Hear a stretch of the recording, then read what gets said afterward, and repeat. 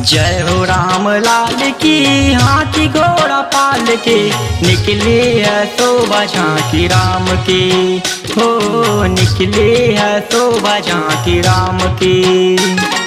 जय हो राम लाल की, हाथी घोड़ा पाल के निकले है शोभा झांकी राम की। हो निकले है शोभा झांकी राम की।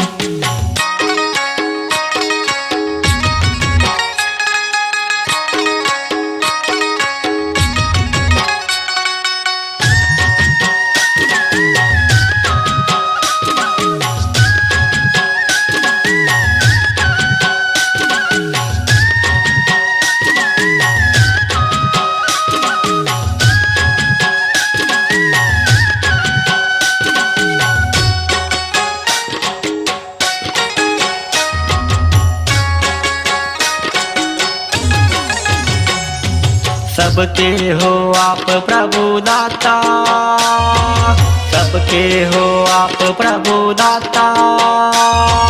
कहते हैं आपको भाग्य विधाता, खाली हाथ दर पे जो भी जाता, खाली हाथ दर पे जो भी जाता।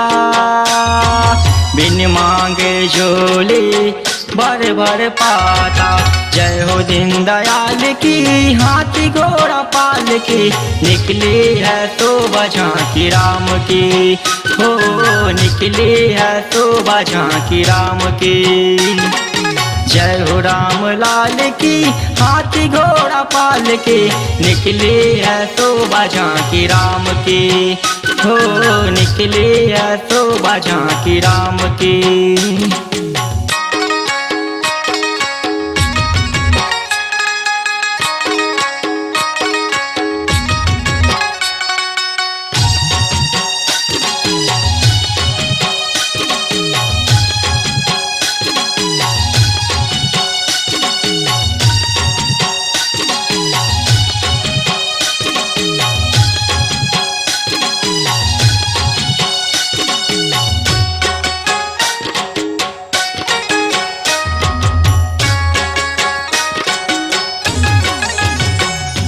दुखियों के दुख हरने वाले, दुखियों के दुख हरने वाले। करते अंधेरों से आप उजाले, सबके हो आप रखवाले, सबके हो आप रखवाले। देते दुहाई प्रभु हे जगवाले। जय हो प्रतिपाल की, हाथी घोड़ा पाल के निकले है शोभा झांकी राम की।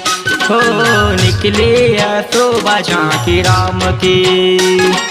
जय हो राम लाल की, हाथी घोड़ा पाल के निकले है शोभा झांकी राम की। हो निकले है शोभा झांकी राम की।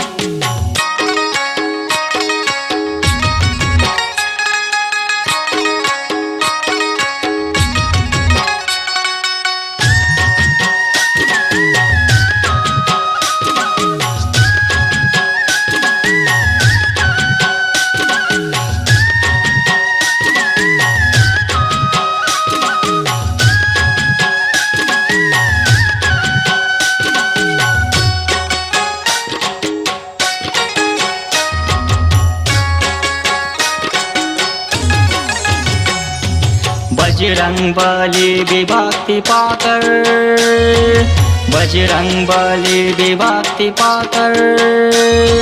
रहते हैं मस्त वो राम गुण गाकर, सेवा में रहते सदा तत्पर, सेवा में रहते सदा तत्पर। भक्तों में भक्त रजत सबसे हट कर। जय हो जगत पाल की, हाथी घोड़ा पाल के निकले है शोभा झांकी राम की। हो निकले है शोभा झांकी राम की। जय हो राम लाल की, हाथी घोड़ा पाल के निकले है शोभा झांकी राम की। हो निकले है शोभा झांकी राम की।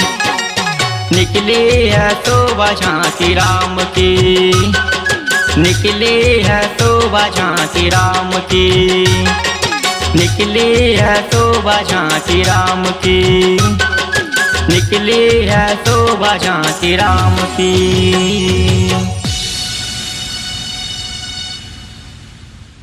अपनी आवाज को दीजिए एक नया मुकाम। डिजिटल रिकॉर्डिंग की दुनिया का जाना पहचाना नाम स्वरांजलि, जहां गूंजती हैं ध्वनियां अपनी माटी की सौंधी सुगंध के साथ। छत्तीसगढ़ी संगीत के विविध रंग जो पहुंचाते हैं पूरे प्रदेश में डिजिटल रिकॉर्डिंग के संग।